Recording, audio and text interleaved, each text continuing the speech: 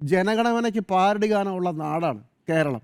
മനുഷ്യരൊക്കെ പാടുന്നതാണ്, പാടാൻ പാടില്ലാത്തതുണ്ട്. പക്ഷേ കേരളത്തിൻ്റെ ഒരു സംസ്കാരത്തിൽ ഈ ഒരു ഫലിതവും കളിയാക്കലും ഒക്കെ ഉള്ളതാണ്.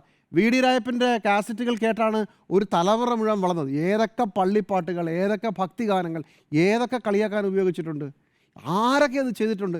കേരളത്തിൻ്റെ സംസ്കാരം അതാണ്.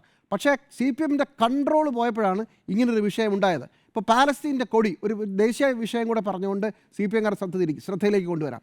പാലസ്തീനെക്കുറിച്ചുള്ള വലിയ ആവേശമാണല്ലോ. പാലസ്തീൻ്റെ കൊടി നിരോധിച്ചപ്പോൾ പാലസ്തീനിലെ ആളുകൾ അതിനെ എതിരിട്ടത് തണ്ണിമത്തൻ്റെ പടം വെച്ചുകൊണ്ടാണ്. കാരണം പാലസ്തീൻ കൊടിയിലുള്ള ചുവപ്പ്, കറുപ്പ്, വെളുപ്പ്, പച്ച ഈ നാലുമുണ്ട്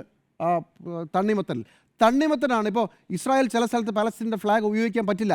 അപ്പോൾ ഒരാൾ തണ്ണിമത്തം മുറിച്ചൊരു വഴി കൈ പിടിച്ചുകൊണ്ട് പോകും.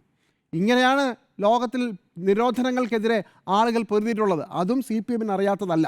പിന്നെ ഇവിടെ പറഞ്ഞതുകൊണ്ട് നബി തിരുമേനിയെക്കുറിച്ചുള്ള പാട്ട്, മാണിക്യമലരായ പൂവി, മഹദിയാം ഖദീജ ബീവി എന്ന പാട്ടിനെതിരെ വലിയ പ്രശ്നം വന്നപ്പോൾ എങ്ങനെയാണ് ശരിയായി പിണറായി വിജയൻ അടക്കമുള്ളവർ ഇത് ആ വിഷയത്തെ അനുകൂലിച്ചെന്നൊക്കെ നമുക്ക് ഓർമ്മയുണ്ട്. പക്ഷേ സ്വന്തം കാര്യം വരുമ്പോൾ ഇതൊന്നും വിഷയമല്ല എന്നുള്ളതാണ് ഒരു പ്രധാനപ്പെട്ട കാര്യം.